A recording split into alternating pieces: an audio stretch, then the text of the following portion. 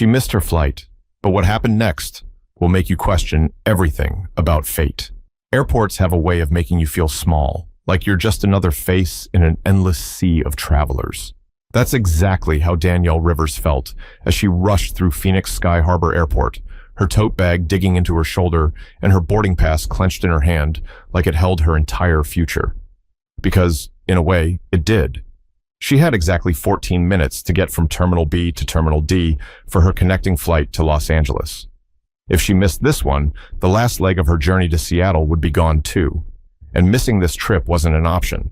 Not when this was her first real chance at interviewing for a job that could change everything. Danielle glanced at the screen above gate D4 as she power walked past a crowded Starbucks. Her heart dropped. Final boarding. Great. Just great, she muttered under her breath, weaving through the human traffic like a running back in the fourth quarter. And then she saw him. An elderly man in a wrinkled gray jacket hunched over a luggage cart near the TSA checkpoint. His suitcase had fallen sideways, its contents spilling. A couple of shirts, some papers, and what looked like a family photo frame. He was struggling to bend down, knees trembling like they might give out any second. People passed by him like he was invisible. No one even slowed down. Danielle froze for half a second, torn between two worlds. The gate that promised her future and the stranger who clearly needed help. Her chest tightened. "Don't do it," she whispered to herself. "You can't afford to." But when the old man reached for the fallen picture frame, his hand shaking so badly he almost dropped it, something inside her broke. She sighed, shoved her phone into her pocket, and jogged over. "Sir, let me help you with that," she said, crouching down and gathering his scattered clothes. "Oh, thank you," he breathed, his voice raspy. "These hands, they don't work like they used to." "No problem," she smiled, tucking the photo back into the suitcase. "You traveling alone?"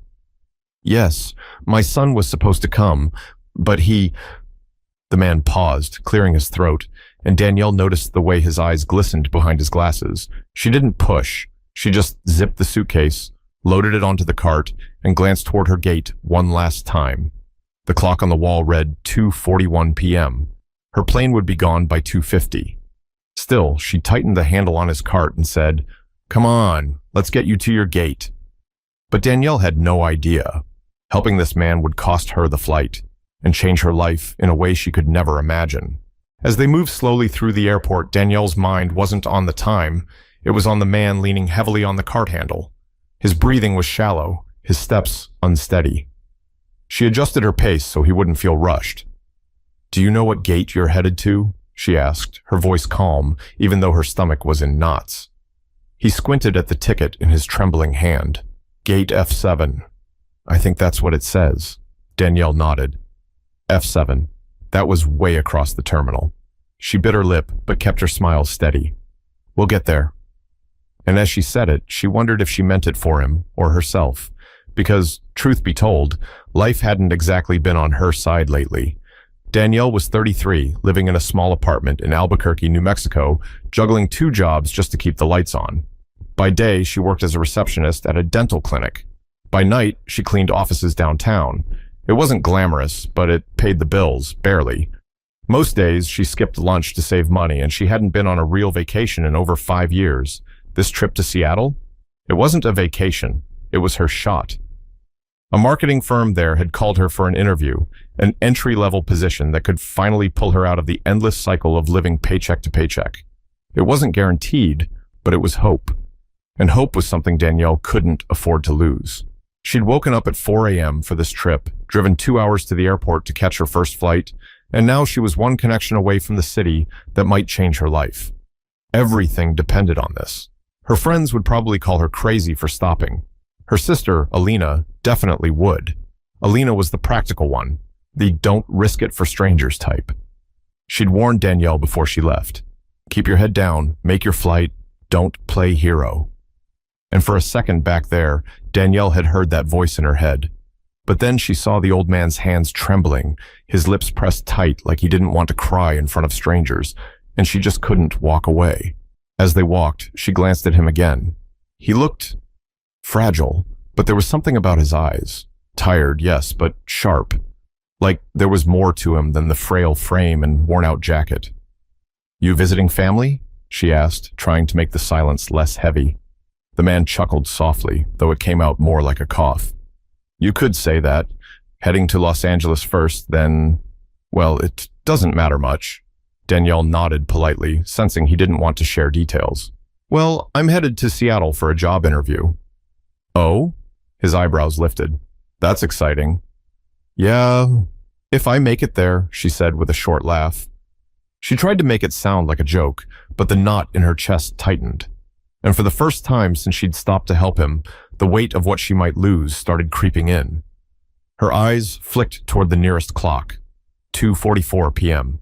She swallowed hard, but the man stopped walking, and what he said next would make Danielle forget about the time entirely. The old man stopped near a row of seats by a window overlooking the tarmac. He gripped the cart handle like it was the only thing keeping him upright. Danielle's heart gave a small squeeze. He looked exhausted. "You okay?" she asked gently. Yes. Just need a moment," he replied, lowering himself slowly onto one of the chairs. His voice carried that dry rasp that comes from age and maybe a little pride, the kind that hates admitting weakness. Danielle parked the luggage cart and crouched beside him. "Can I get you some water or something to eat?" He shook his head, though his hands were still trembling slightly. "Water would be nice, if it's not too much trouble." "Not at all. Be right back," she said, grabbing her tote bag and heading toward a small newsstand a few feet away. As she stood in line for a bottle of water, her eyes darted to the clock overhead, 2:46 p.m. Her gate wasn't even in this terminal. A pang of anxiety hit her stomach hard. She could still make it, maybe, but she'd have to sprint like her life depended on it. And right now, this felt like a different kind of life or death situation. When she returned, he was staring out the window at a plane taxiing slowly across the runway. She handed him the bottle and he accepted it with a faint smile. "Thank you. What's your name, young lady?" "Danielle," she said, sitting on the edge of the seat next to him. "And you?" "Walter," he said simply, twisting the cap off the bottle. His fingers fumbled for a second before he managed to get it open. "Walter Kensington." Danielle smiled. "Nice to meet you, Walter." "Likewise, and thank you for stopping. Most people just walked right past." Danielle shrugged lightly. "Well, most people aren't me." He chuckled at that, a soft, warm sound. "And that's a good thing." There was something in the way he said it, like he was studying her, really seeing her. Danielle suddenly felt a little self-conscious, brushing a strand of hair behind her ear. "You traveling alone?" she asked, more to break the silence than anything else. "Yes, my son was supposed to meet me, but plans change." He gave a little sigh. Seems like plans always change. Danielle nodded slowly, unsure what to say. She glanced at the time again, 2:48 p.m. Her throat tightened. "I need to go." But then Walter leaned forward, gripping the cart handle, and for a second it looked like he might fall. Danielle instinctively reached out, steadying him by the elbow. "You sure you're okay?" she asked, her voice firm now. Yes, he said, regaining his balance.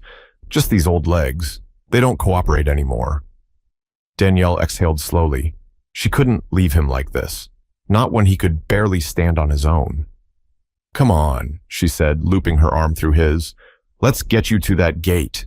He looked at her for a moment, something unreadable flickering in his eyes. Then he nodded. "You're very kind, Danielle." "Don't mention it," she said with a small smile. They started moving again, Walter leaning on her arm as much as the cart. The walk was slow, painfully slow for someone who had less than 2 minutes to make her own flight. Every step felt like time slipping away.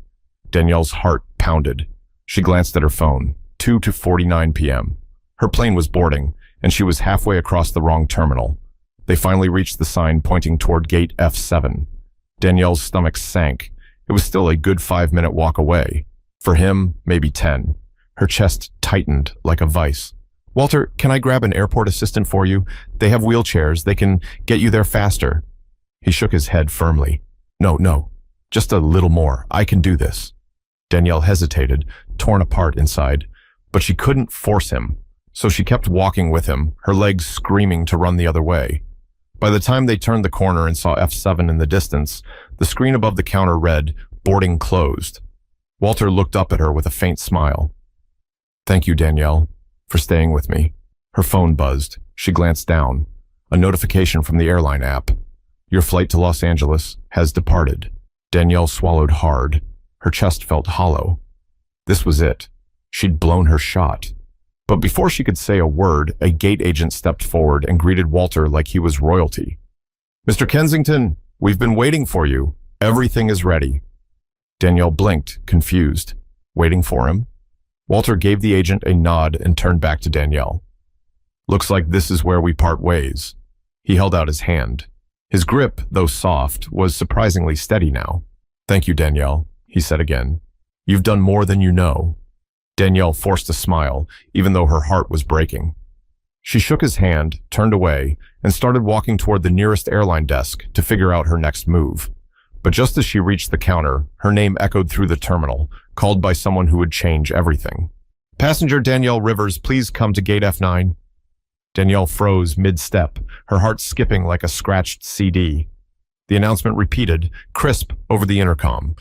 Passenger Danielle Rivers, please report to gate F9 immediately. She blinked at the nearest sign. F9? That wasn't her original gate.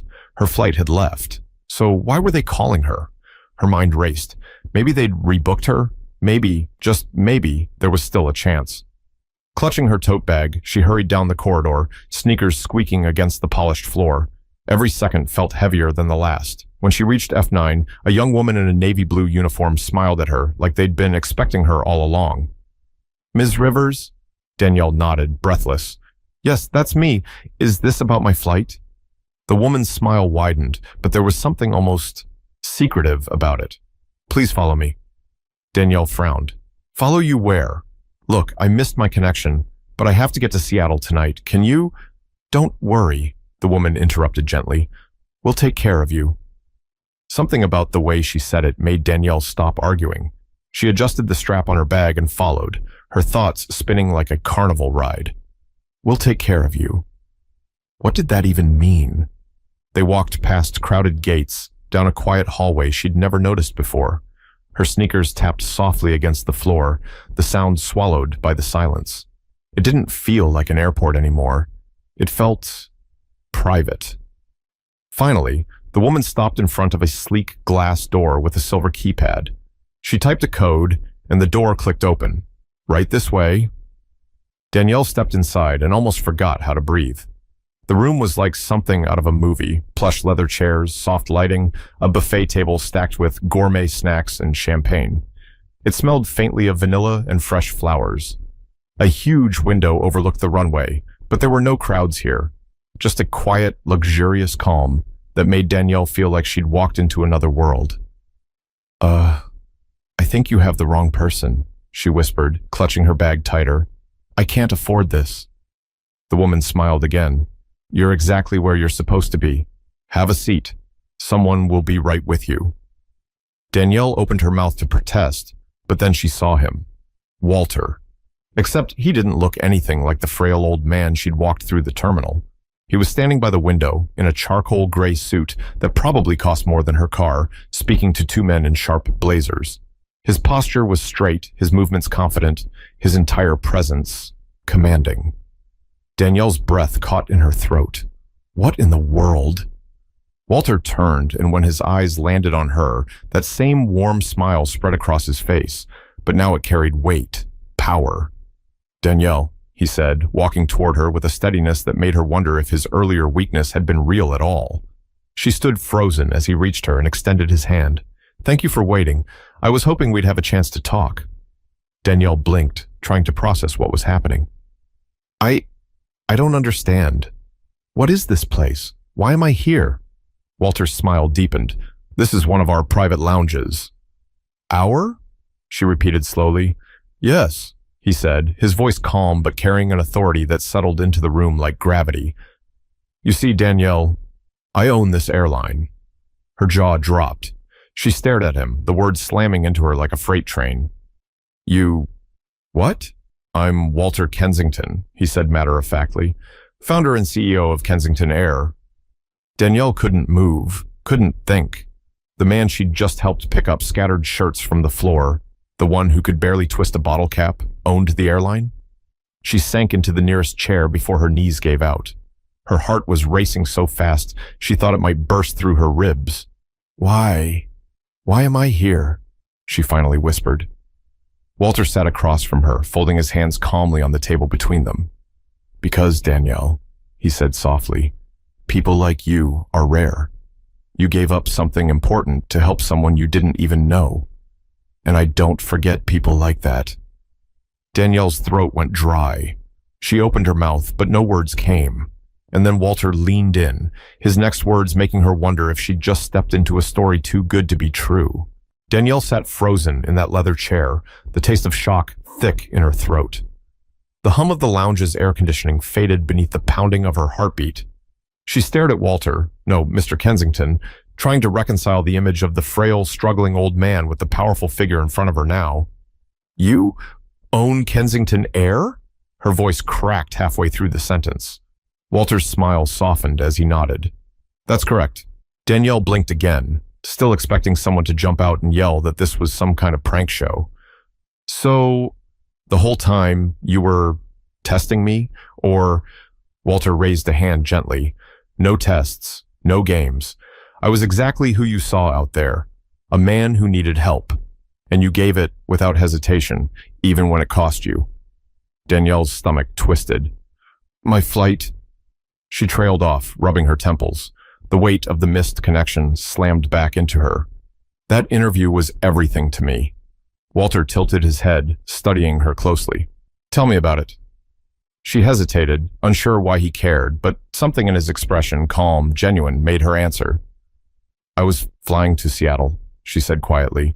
"There's a marketing firm there. They finally called me for an interview. It's the kind of job that could change my life."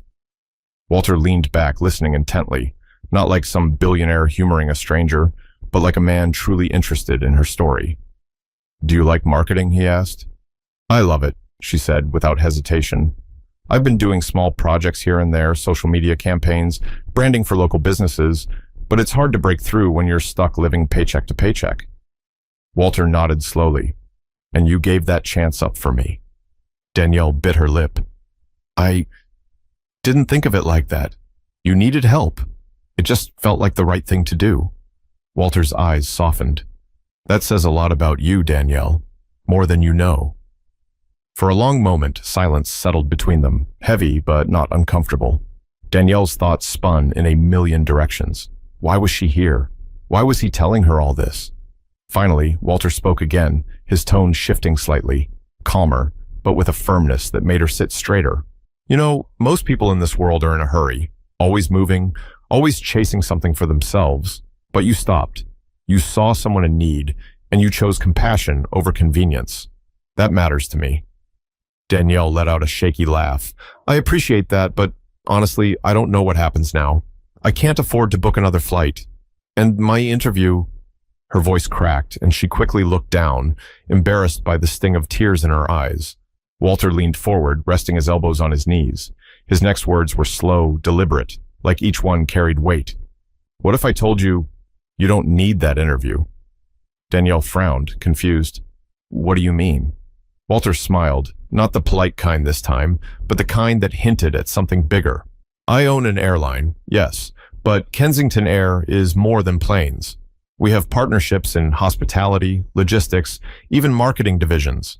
And right now, we're looking for someone to lead a project aimed at building authentic brand campaigns for local communities. Someone with creativity, persistence, and integrity." Danielle stared at him, her breath catching in her throat. "Are you offering me a job?" Walter chuckled softly. "I'm offering you a career, if you're willing to take it." Her hands trembled against her lap. A dozen thoughts collided in her head at once. This can't be real. He just met me. Why me? "Why would you trust me with something like that?" she whispered. Walter's gaze held steady, his voice low but certain. "Because how you treat people when no one's watching tells me everything I need to know. You chose kindness when it cost you. That's the kind of person I want on my team." Danielle swallowed hard, her eyes stinging now for a different reason. For a moment, she couldn't speak.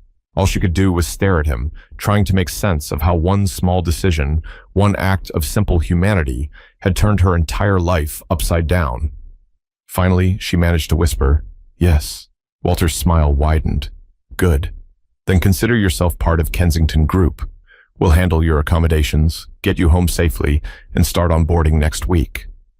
Danielle laughed, half in disbelief, half in sheer joy. I don't even know what to say." "Just keep being who you are," Walter said, standing to shake her hand. His grip was firm, strong, not the shaky touch she'd felt before. And as he looked her in the eye, his voice carried a warmth that melted whatever fear was left inside her. "Sometimes," he said softly, "life rewards those who stop to care." But Danielle was about to learn this wasn't just a job. This was the beginning of a life she never imagined. Danielle sat there in stunned silence, her fingers tightening around the edge of her chair. She had agreed, but her brain was still trying to catch up to the words that had just left Walter Kensington's mouth. A career, at his company. No more juggling 2 jobs, no more scraping by, counting quarters before every grocery run. "Wait," she said finally, her voice shaky. "You're serious? This isn't some publicity stunt or something?" Walter chuckled softly, lowering himself into the seat across from her. "Danielle, I'm not interested in stunts. I'm interested in people who do the right thing when no one's watching. That's you." Her throat tightened. She wanted to cry, laugh, scream, maybe all at once. I don't even have a resume with me," she blurted, as if that detail mattered anymore. "You won't need one," Walter replied, smiling gently. "You've already shown me more than a piece of paper ever could." Danielle pressed her palms to her knees, grounding herself. Her life, her entire life, had just flipped in the span of 20 minutes. The woman who had been praying not to miss an interview was now sitting in a private lounge, being offered a role that sounded bigger than anything she'd ever dreamed of. What exactly would I be doing?" she asked cautiously. Walter leaned back, folding his hands. "We're expanding our community outreach through authentic branding. Too many companies focus on numbers and forget people. I want campaigns that feel real, that matter. I need someone who understands struggle, who knows how to connect. That's you, Danielle." Her eyes widened. "Me? I mean, I've only handled small clients, local businesses." "That's exactly why I want you," Walter said firmly. "You know what matters to the people we serve, and I'm giving you the resources to make something incredible." Danielle sat there, barely breathing. The weight of what he was offering wasn't just a paycheck. It was a chance to matter, a chance to do work she believed in. "What's the salary?" she asked, half joking because her voice shook so badly. Walter smiled. "Enough that you'll never have to take 2 jobs again." Danielle laughed through the tears she didn't realize had escaped. She wiped her cheeks quickly, embarrassed. I don't even know what to say." "Say yes," Walter said simply. "And when you're ready, come to our headquarters in Los Angeles. We'll handle everything else." Her mind was spinning like a carousel, but deep inside, something steady bloomed. A sense of peace she hadn't felt in years. "Yes," she whispered again, this time with conviction. "Yes, I'll do it." Walter's face lit up with a warmth that reminded her of the man she first helped back in the terminal. He stood and offered his hand again, and this time when she shook it, her grip matched his strength. "You made the right choice today," he said softly. "Not just in helping me, but in believing in yourself." As she sat back down, trying to absorb it all, a flight attendant walked in with a tray of champagne flutes. Walter took 2 and handed one to her. "To new beginnings," he said, raising his glass. Danielle lifted hers with trembling fingers. "To kindness," she whispered, the word catching in her throat. The clink of their glasses sounded like a door swinging open to a future she never thought she'd see. And as she sipped, Danielle couldn't help but think, this morning she was just another tired woman in an overcrowded airport. Now, she was the newest hire at a billion-dollar company because she chose to care when no one else did. But as surreal as this moment felt, the truth was simple. One small act had changed everything. Hours later, as the private car carried her to a 5-star hotel arranged by Walter's team, Danielle stared out the window, watching city lights blur against the darkening sky. Her mind replayed the day like a movie, the rushing, the panic, the choice to stop. And now, this. One decision, One moment of choosing someone else over herself had rewritten her entire future. She thought about how easy it would have been to keep walking, to tell herself it wasn't her problem. That's what most people did. That's what life teaches you sometimes. Look out for yourself, because no one else will. But kindness, real selfless kindness, it still mattered. And today proved it could move mountains. When her phone buzzed with a message from Walter, "Welcome to the family," Danielle smiled through tears. She didn't just get a job, she got a chance to live with purpose. And as the car turned toward the hotel entrance, one truth settled deep inside her. Sometimes, the fastest way to get where you're meant to be is by stopping to help someone else. So, the next time you're rushing through life, ask yourself, would you stop? Because you never know who you're helping or how much it might change your life. If this story touched you, hit that like button, share it with someone who needs hope today, and don't forget to subscribe for more real-life lessons that prove one thing: kindness always wins.